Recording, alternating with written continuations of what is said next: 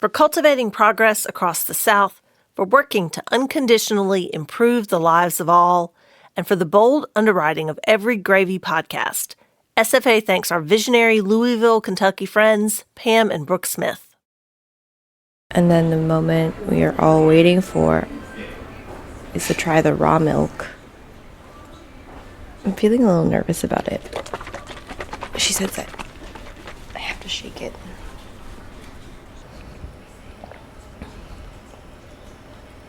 Honestly, it's delicious. It's not quite like drinking heavy cream, but it's a step in that direction.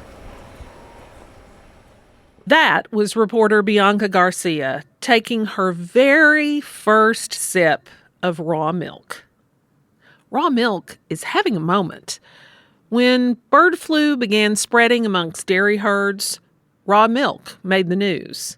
When Robert F. Kennedy Jr. was nominated to head the Department of Health and Human Services, he vowed to increase accessibility of raw milk. And again, raw milk is in the news. Here's the reality. Scientific consensus is pretty clear. Raw milk is a risky product. Yet, there are people all over the country and all over the world who swear by the stuff. Bianca Garcia has been reporting this story since September 2024. And in this episode, we're following her into the world of raw milk. You're listening to Gravy. Gravy. Gravy. Gravy. A production of the Southern Foodways Alliance, Gravy tells the stories of the changing American South.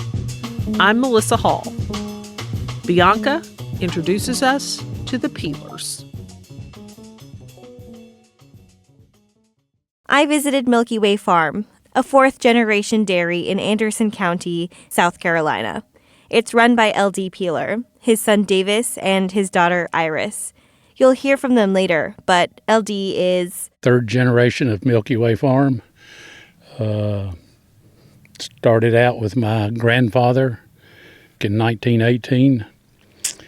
My father managed the cows, and so we've milked cows his life and my life too. We always drank raw milk. I was raised on raw milk. I even carried raw milk to college when I was in college.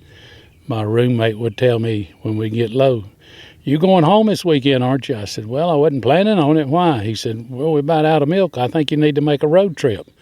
Today, they milk 120 Jersey cows on this land where we stand, selling raw milk, pasteurized milk, and flavored milk. When they started selling raw milk way back in 2003, they never could have anticipated how popular it would later become. Here is Iris Peeler.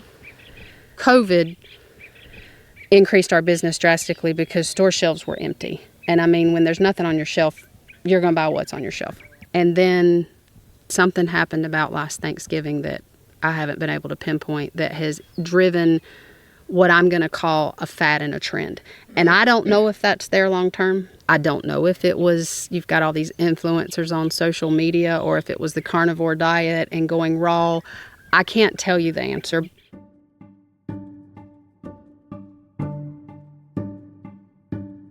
This boom has been pretty widely controversial on the internet. There's a growing movement of social media influencers promoting raw or unpasteurized milk. Raw milk is one of my favorite things. President-elect Trump's pick for Health and Human Services, Secretary Robert F. Kennedy Jr., has long been a proponent of... It's normal and healthy. It tastes better. Including raw milk. Information about how you're going to get salmonella, how you're going to get Campylobacter. Arkansas is the latest state to sell raw milk straight from the cow, but that can carry risks. In this episode, I'm not going to come down on either side and tell you whether or not you should drink raw milk. The truth is that people drink this stuff, though it is a minority movement. Only between 1% and 4% of Americans do, and that's still a generous estimate. Even so, raw milk has an outsized impact on our social, political, and public health realms. So we should take it seriously. Raw milk can tell us about the complexity of our food systems, our regulatory systems, and how producers, consumers, and even scientists negotiate them. In the U.S., raw milk laws vary by state. Some places don't allow it to be sold at all. In others, only your pets can drink it. But where it is legal for human consumption, the ways to get raw milk can get super convoluted. In some states, you'd have to buy it from the local farmer at their farm gate. In other states, you might have to purchase a share of a cow. That way you would own the right to her milk. In other places still, you might even be able to get it at the grocery store. That said, as of when I'm recording this in February 2025, federal health agencies strongly recommend against raw milk. They warn people against Salmonella, Campylobacter, and Listeria, which are microbes that can grow in milk and make people sick. I talked to Todd Calloway, an associate professor at the University of Georgia's Department of Animal and Dairy Science. His training is in microbiology, and he worked at the USDA as a national program leader for food safety. Basically, this guy knows his germs. While milk is a perfect food, it's also a perfect food for microbes. There's a lot of protein, there's sugar, it's a neutral pH, it's got all the vitamins and minerals that most microbes can utilize. So any contamination that gets into the milk has a great opportunity to grow in that environment. We pasteurize milk as a kill step to stop the growth of any microbes that smuggle their way into our milk. Okay, so pasteurization is just heating up of the milk to a certain temperature and or pressure and over a time period. So that allows us to bottle it, package it, and ship it out without having to worry about the spoilage of the organisms. This year, you might have seen the news about raw milk and bird flu. We just discussed how you can get sick through the bacterial infection of raw milk. Bird flu, on the other hand, is a viral infection. It affects cows who have been in contact with sick birds. Sick cows can pass on the virus to other healthy cows and people and other animals. The virus specifically sheds in milk, making milk an infectious agent. That's why government agencies are so concerned about people drinking raw milk and spreading disease. As of when I recorded this podcast, there were 67 known cases of bird flu in humans, 40 from contact with cows, though the data doesn't specify if any of that came from contact with raw milk. Still, so little is known about how bird flu transmits. Studies by the FDA show that pasteurization does kill the virus and prevents it from spreading in milk. Yet, some people keep on drinking this stuff. Some like how it tastes. Some lactose-intolerant people say it irritates their stomachs less than grocery store milk. Some say that it helps their allergies and their asthma. Here's Todd Calloway again. People tried to convince me for years of why that there's more bioavailable protein, there's more bioavailable vitamins, there's more bioavailable this, that, and the other. And the truth is, you can't really chemically tell any difference between non-pasteurized and pasteurized milk. All that said, there are 0 confirmed cases of human illness resulting from Milky Way Farm's raw milk. And the safety standards for dairy producers in South Carolina are pretty high. Statewide, there haven't been any illnesses from raw milk since 2011. Local health regulators demand quite a lot from their farmers. And farmers like the Peelers happily comply, because to keep a clean facility is to keep their raw milk license. On the farm, Iris has an epidemiological code, starting with the cows. We are a closed herd, meaning everything is born and raised here. We do not bring any animals outside, and that's from a disease standpoint and being able to protect our herd. Iris treats raw milk production and safety with the precision of a scientist, and that's because she is one. Iris is a graduate of Virginia Tech with a bachelor's and a master's in dairy science. The milking parlor at Milky Way is like a lab. Looking around, I see these huge shiny machines with touchscreens and a swinging mechanical arm. You call them robots. What are they called? VMS, Voluntary Milking Systems. The cows choose when they want to be milked just by walking into a pen with a VMS. Yeah, the cows get milked by robots. So that arm has a 3D camera on it. And so when the cow comes in, it is like the camera on your phone reading her. And that's how the arm latches onto the udder to milk the cow. I have to say that it was at this moment that I had to confront my own biases. I had no idea that raw milk could be a mechanized or scientific process. Huh. And I'm like, yeah, people think of farmers in like overalls and a piece of grass in their... That's not what farming is these days at all. Like, it's very sophisticated. And even though we're back to a raw product, the milking system here, milk is never touched by humans, so human contamination cannot happen. Next, Iris went on to show me their in-house processing and bottling facility. It had glass windows, so visitors to the farm can look in to see the big machines whirring. The process, in broad strokes, looks like this. And I'm like, well, it's milked, it's cooled, it's filtered through a sock, and it goes to the bulk tank. Sock is not a good term, but that's what the industry calls it. The sock is a little filter that gets any solid debris, like hay and other stuff, out of the milk before the milk reaches the bulk tank. The milk came into this tank at cow body temperature, and there's plates that run in the side, and you circulate the milk, so you're basically running it across ice to bring the temperature down. That's important because bacteria like warm, wet environments. So cooling the milk quickly helps prevent bacterial growth. There were 3 large tanks in the middle of the room, and I was surprised to learn that these were pasteurizers. Milky Way does both, raw and pasteurized. But at the end of the day, there is a consumer who is worried about raw milk, but they want to buy local. And we have a decent amount of milk that leaves here in the pasteurized form. So the jugs go down this assembly line, and then they get on the machine, and then they're filled, and they come off the machine. There's an entire assembly line that takes 3 to 4 people to manage. One time somebody that was interviewing asked us, how many feet from teak to truck? And we measured it, and it's about 52 feet. It's all under one roof here, which was honestly unique and caused some hiccups when we were getting approved because we were the first facility to do this.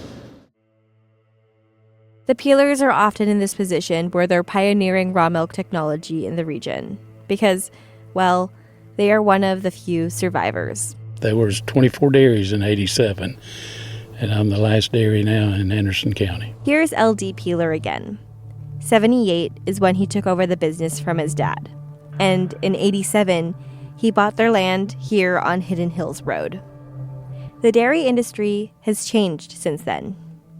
In the past 2 decades, 3 of every 4 licensed dairy producers in South Carolina have gone out of business.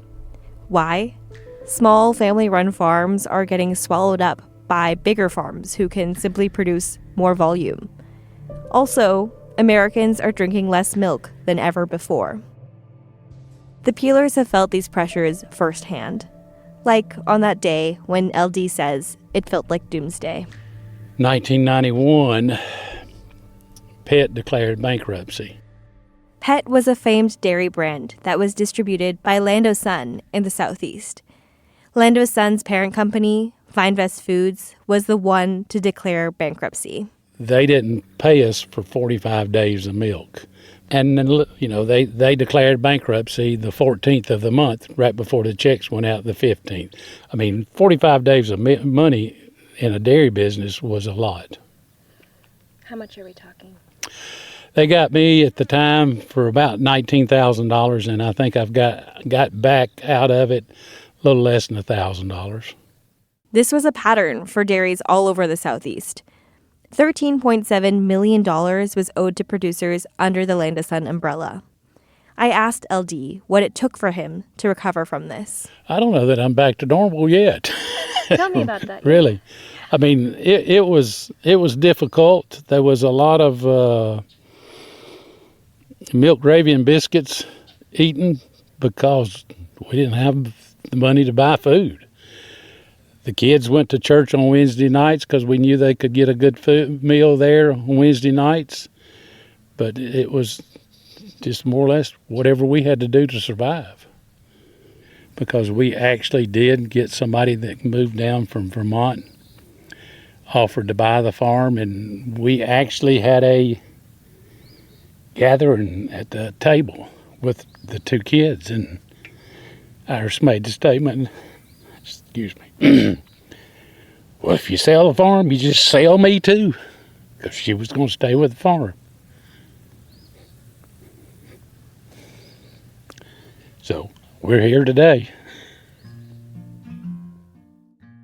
It's a good thing they are. Today, Milky Way Farm has reached an unprecedented popularity with their customer base.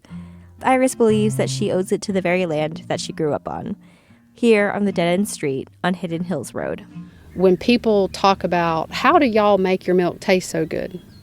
What that cow eats is what goes into that milk. You can't recreate Milky Way Farm anywhere else. Our soil types, the grasses we grow, the lack of rain, the amount of sun, the humidity. Maybe the humidity is a good thing. You can't recreate what we have here anywhere else. It's unique to here. When we come back, we learn how the Peelers paved a new future for Milky Way Farm with raw milk. But first, Maker's Mark bourbon is aged to taste in Loretto, Kentucky. The Samuels family uses locally grown, soft red winter wheat and sources water from a lake on the distillery's campus.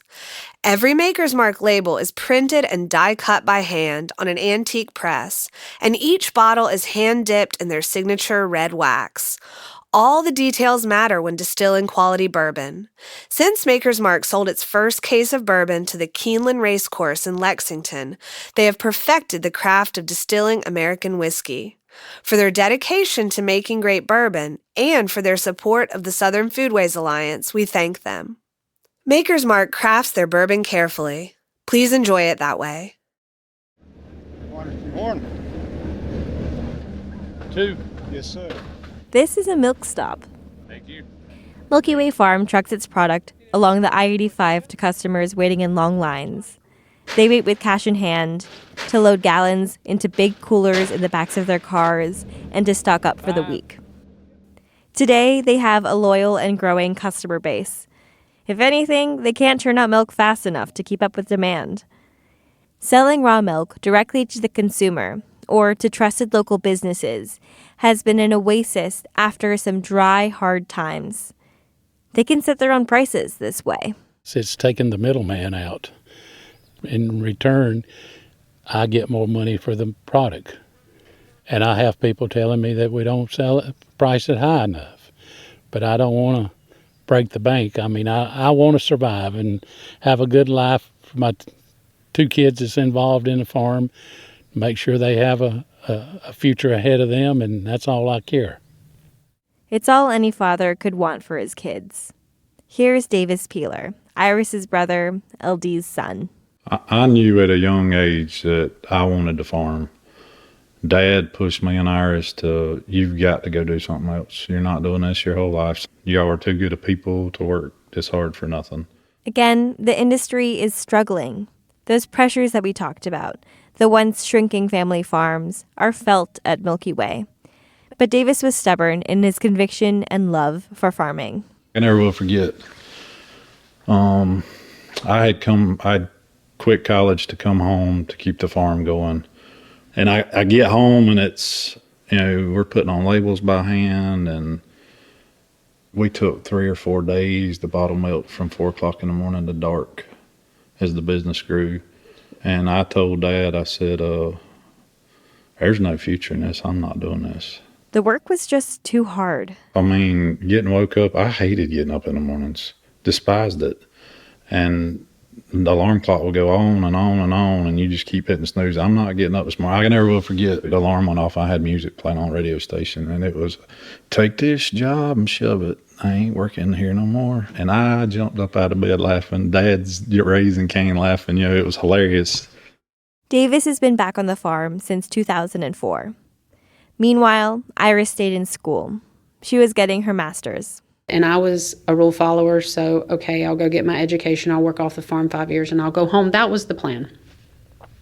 But I also knew that my father was telling me that there wasn't enough money to come home and that I was probably going to have to make a life for myself outside of Milky Way Farm. And hey, education brought new opportunities for Iris. Her first job was in pharmaceuticals.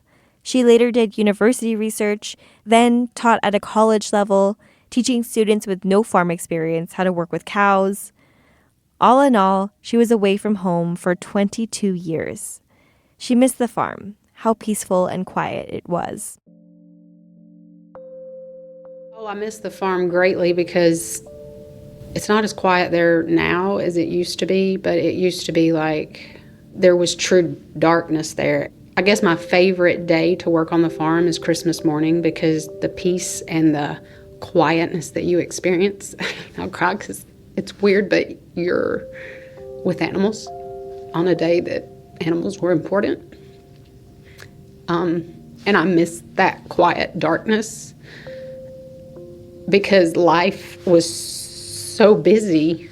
In the meantime, Davis had been holding down the fort with his dad at Milky Way. He even won the South Carolina Young Farmer and Rancher State Achievement Award for his leadership in 2017, and then went on to nationals. But I remember sitting there in front of that panel of judges, and they said, "What is your goals? What's your dream?" This was prior to the robots, prior to all that. And I said, I want to build a future for my kids. I want to have robotic milking. I want to build a creamery, and I want to be in some grocery stores, and I want to have chocolate milk. Then rolled around 2020, COVID time. And suddenly, Iris announced that she was coming home. She could help. Davis couldn't help thinking, though, how convenient for her.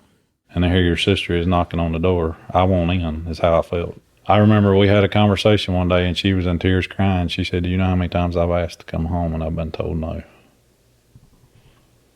And it started sinking in. Well, you wanted to be here, and Dad didn't let you. There wasn't enough money to bring her home. Now there was. You know, it's getting to see Addie and Hudson, my niece and nephew, enjoy the farm too. I mean, that's what our farm is a family farm. I want all four of the kids to have a future there. I'm not going to tell them what my dad said. You know, you ain't coming home. You ain't working like this. I'm going to break that generational junk that doesn't need to be said, because at the end of the day, the American farmer is 59 years old average. It's actually 58.1 years, Davis, but point taken. There are fewer young people in farming now than ever. You can't blame people for having the same mindset as LD. But I highly encourage my kids, get away from here and don't ever come back. But when they come back, it's the happiest day of your life. Today, Milky Way's family tradition is alive and business is looking up. But hearing the journey that it took the Peelers to get here, it makes you wonder the same question that so many farmers in the Southeast, let alone nationally, must be asking. In light of the pressures in the dairy industry, what does it take for this practice, this industry, and this food supply to survive?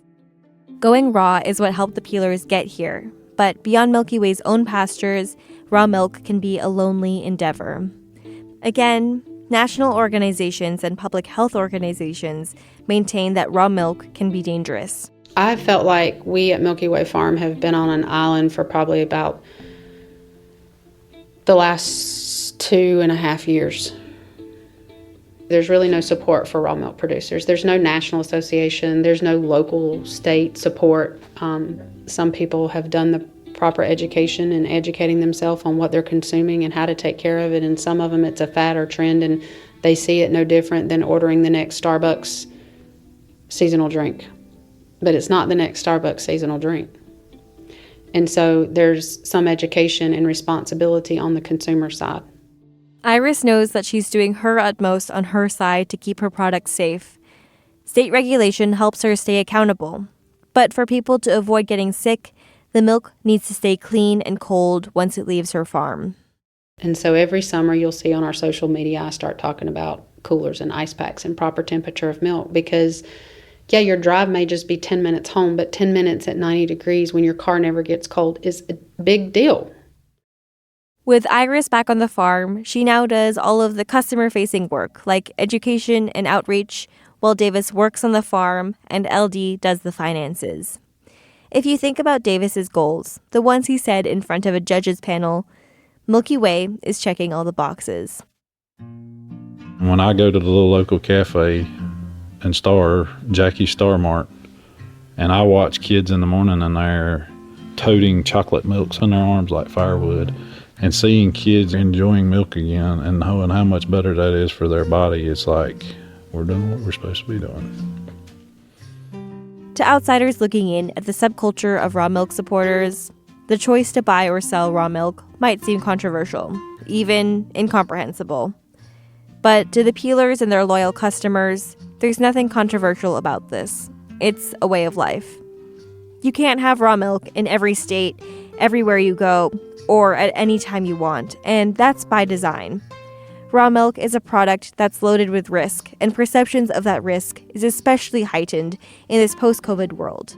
But it's worthwhile to consider how it can be a lifeline for dairies in a struggling market, so long as the product is produced and consumed safely. On Milky Way Farm, it's what's going to allow this fourth-generation farm to survive into the fifth and the sixth and onward. And it's what is going to allow the peelers to continue their legacy here on Hidden Hills Road. Talking about raw milk, he's like, all raw milk's not equal. It's not. Ours is better. Bianca Garcia reported and produced this episode. Bianca is a Filipina-American audio documentarian. She's a writer and a foodie. She studied critical nutrition studies and anthropology at Cornell University and has continued her studies in media, medicine, and health at Harvard Medical School. Home for her is wherever she can get the best pastries. We thank Wendell Patrick for Gravy's theme music, and we owe a huge thank you to Clay Jones and Broadcast Studios here in Oxford for recording and mixing Gravy. Managing editor for Gravy and all other SFA media is Sarah Camp-Milam. Olivia Terenzio is our podcast editor. Fact-checking comes courtesy of Heather Cole. And Mary Beth Lassiter is our publisher. Visit us at southernfoodways.org to learn more about our work. And while you're there, watch a film, listen to an oral history, read an article from our sister publication, Gravy Quarterly, or make a donation. Your dollars fund our work and help us make more gravy. If you enjoyed this episode, leave us a rating or review. And for goodness sake, tell a friend. There is plenty of gravy to go around.